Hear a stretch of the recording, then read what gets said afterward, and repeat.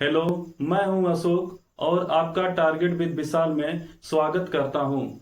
आज हम आपके लिए लाए हैं क्लास 12 का एक महत्वपूर्ण टॉपिक जिसका नाम है ओम के नियम का सत्यापन अनुगमन वेग की सहायता से। देखिएगा, हम आपको सबसे पहले थोड़ा सा फिगर के माध्यम से समझाते हैं कि एक परिपथ है जिसमें यल लंबाई का कोई चालक तार है और इस चालक तार में कुछ इलेक्ट्रॉन एक बिंदु से दूसरे बिंदु तक प्रवेश करते हैं। अतः जब इलेक्ट्रॉन एक बिंदु से दूसरे बिंदु तक प्रवेश करेंगे तो इसमें आवेश उत्पन्न होगा और ये जो आवेश है एक प्रकार का विद्युत क्षेत्र का काम करने लगेगा। फिर से देखिएगा, जब इलेक्ट्रॉन एक बिंदु से दूसरे बिंदु तक प्रवेश करते हैं अर्थात आवेश उत्पन्न होता है और आवेश के कारण इनमें जो बल स्थापित होगा विद्युत क्षेत्र के रूप में स्थापित होगा। अतः तार में उपस्थित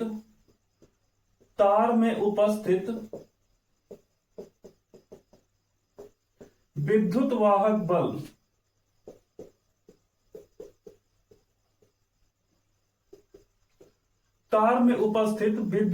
बल E बराबर हो जाएगा V/L।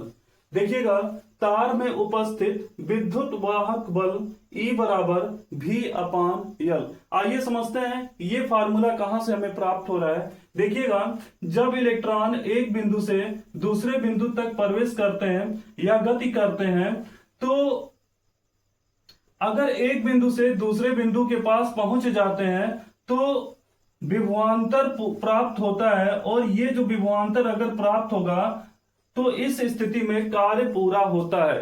इसको हम इस माध्यम से समझ सकते हैं, जैसे किसी भी वस्तु को अगर विभवांतर प्राप्त हो जा रहा है तो वह कार्य पूरा होता है और वह वस्तु अपने आराम से कार्य करने लगती है। इस स्थिति में हम यह कह सकते हैं V बराबर W, और जो W होता है इसे कार्य कहते हैं और कार्य बराबर होता है F गुणे D। कार्य बराबर F गुणे D। लेकिन यहां पर इलेक्ट्रॉन जब एक बिंदु से दूसरे बिंदु तक गति कर रहे हैं तो इस बीच में विद्युत क्षेत्र स्थापित हो जा रहा है जो बल का कार्य करता है। अतः F की जगह हम E के रूप में लिख सकते हैं और D का मतलब ये हो जाएगा, इलेक्ट्रॉन एक बिंदु से दूसरे बिंदु तक जाएंगे तो L लंबाई दूरी तक प्रतिस्थापित होते हैं। अतः D की जगह हम L को लिख देते हैं। इस प्रकार हमें प्राप्त हो जाता है V बराबर E गुणे L, और यहां से अगर E की वैल्यू हम ज्ञात कर लें तो E बराबर हो जाता है V/L। देखिएगा, फिर से हमारे पास एक L लंबाई का चालक तार है जिसमें कुछ इलेक्ट्रॉन एक बिंदु से दूसरे बिंदु के पास गति करते हैं। अतः जब इलेक्ट्रॉन एक बिंदु से दूसरे बिंदु के पास गति करते हैं तो इनमें विद्युत क्षेत्र स्थापित होता है और इस स्थिति में हम ये कहते हैं कि E बराबर V/L।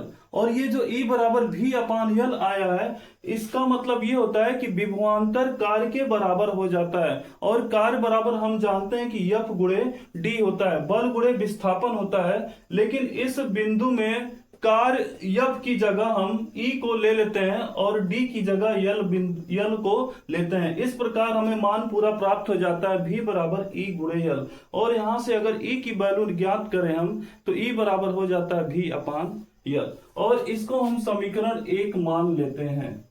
चालक तार में उपस्थित कुल विद्युत वाहक बल का मान हमें प्राप्त हो जाता है E बराबर V/L, और इस चालक तार में कुल इलेक्ट्रॉनों पर लगने वाला बल, चालक तार में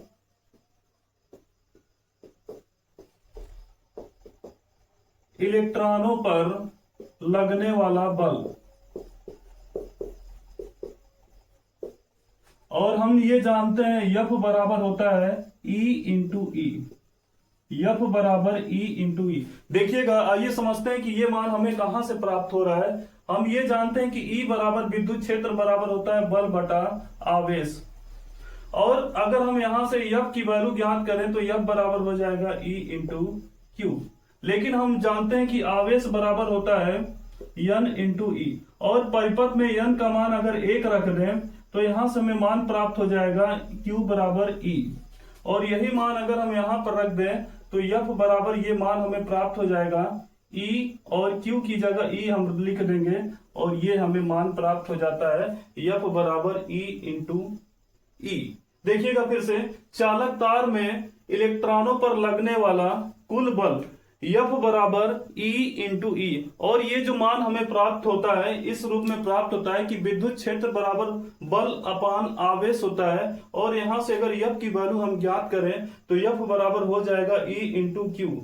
लेकिन हम ये जानते हैं Q बराबर होता है N इंटू ई, और N का मान अगर हम 1 रख दें तो यहां से मान मिल जाएगा Q बराबर E, और यही जो मान है अगर हम यहां पर रख दें तो F बराबर E इंटू ई हमें ये मान प्राप्त हो जाता है। तो देखिएगा इस प्रकार हमें ये मान प्राप्त हो जाता है कि चालक तार में इलेक्ट्रॉनों पर लगने वाला बल F बराबर E इंटू ई।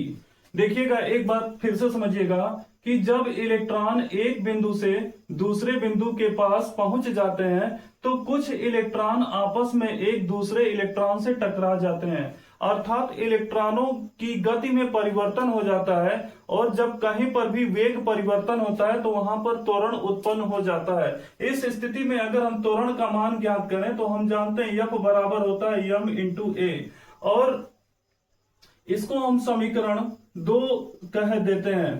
देखिएगा F बराबर m a, और यहां पर हमें मान प्राप्त हो रहा है F बराबर E इंटू ई।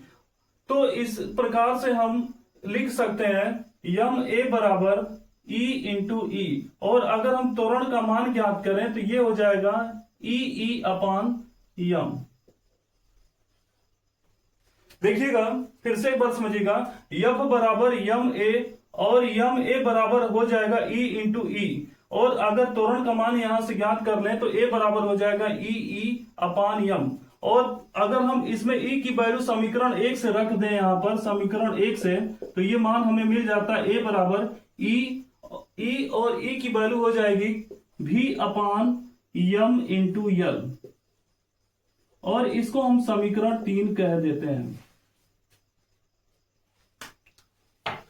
तो देखिएगा इस प्रकार हमें त्वरण का मान प्राप्त हो जाता है EV अपान ml। लेकिन हम ये जानते हैं कि गति का जो नियम होता है, गति के नियम से V बराबर U प्लस a टाउ। देखिएगा यहां पर इलेक्ट्रॉन प्रयोग हो रहा है, अतः T की जगह हम टाउ का प्रयोग करते हैं। गति का जो नियम होता है V बराबर U plus a into tau. अब देखिएगा यहां पर कि इलेक्ट्रॉन अगर एक बिंदु से दूसरे बिंदु के पास गति करते हैं तो इन इलेक्ट्रॉनों की प्रारंभिक अवस्था अर्थात U का मान 0 होता है, और अगर हम इसमें a की वैल्यू रख दें तो ये हो जाएगा EV अपान ml इंटू टाउ V बराबर। लेकिन हम ये जानते हैं कि औसत अनुगमन वेग Vd बराबर U प्लस V बाई 2 होता है। देखिएगा जब इलेक्ट्रॉन एक बिंदु से दूसरे बिंदु तक गति करेंगे तो कुछ इलेक्ट्रॉन टकराते हैं, और टकराने के पश्चात कुछ दूरी और गति करते हैं। इस स्थिति में औसत अनुगमन वेग का मान ज्ञात किया जाता है, और औसत अनुगमन वेग का मान होता है Vd बराबर U प्लस V बाई 2, और यहां पर U का मान 0 हो जाएगा क्योंकि इलेक्ट्रॉनों की प्रारंभिक अवस्था शून्य होती है, और अगर V की वैल्यू हम यहां से रख दें तो EV टाउ अपान 2ml हमें प्राप्त हो जाता है, और इसको हम समीकरण 4 के रूप में हम डिनोट कर देते हैं। तो इस प्रकार हमें Vd का मान प्राप्त हो जाता है EV टाउ अपान 2ml। अतः इस परिपथ में बहने वाली कुल धारा, और हम जानते हैं I बराबर होता है NEAVD। परिपथ में बहने वाली कुल धारा का मान ज्ञात करें तो I बराबर होता है NEAVD, और इस समीकरण में Vd का मान अगर रख दें तो ये हो जाएगा NEA और EV टाउ अपान 2ml।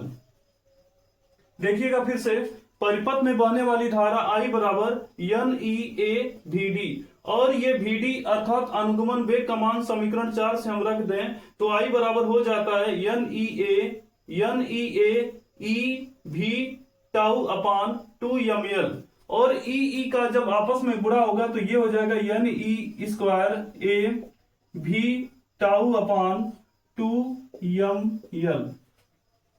तो यहां पर देखिएगा, अगर ये जो v है अगर हम नीचे लेते हैं तो ये हमें इस रूप में प्राप्त हो जाता है, I अपान v बराबर NE² a tau upon 2ml। लेकिन हम ये जानते हैं कि जो ओम का नियम होता है R बराबर v अपान I होता है।